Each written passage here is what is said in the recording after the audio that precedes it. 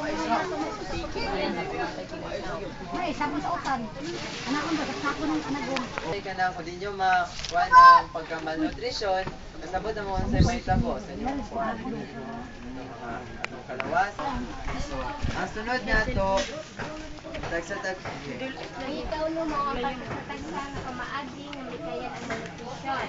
Una, mawalibalik ang sustansya nga nawala sa katawan. Kani chronic malabsorption disorder, mao kini ang kanabitaw mga tao nga bisan pag unsa ka kanabitaw ilang gikaon nga kanang sustansyado na kristanan, pero ang kanang mga sustansya nga yang gipangkaon dili bitaw makuha sa tong kalawasan bitaw nang namugin mga tao gud nga ilaha bitaw ang mga organs bitaw nila kay dili kaya mo kana ma-absorb og mga sustansya o basabay mga abnormalities ana silang mga organ Absorption. ano bitaw so Kayo na nawitan mo nga tuluan ng mga tao sa mga naglaing isyu nga magsusulan sa nutrition sama sa pagkakalo o kung saan pagbuhat masyadong pagkaon sama sa among gibuhat karon nga nagpasundayag kami ang among health teaching so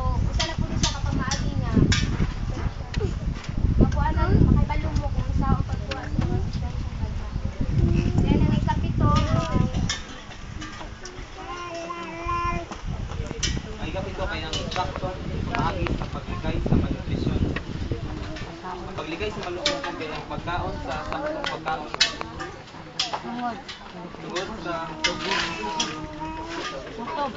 sa vitamina, ini pagkatabang para maligayan ang mga klase-klaseng mga malnutrition. Pagkaon sa mga utan, mga sustansyadong mga pagkaon, mga prutas, manay makaligay sa malnutrisyon. Pagkaon po sa saktong oras.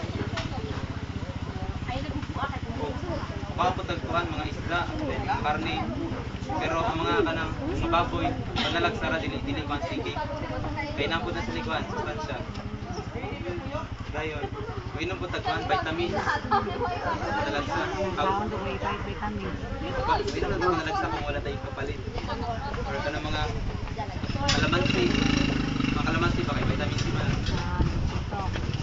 Balik ka mo. Direktura ko to ba mong pagtudlo sa malnutrition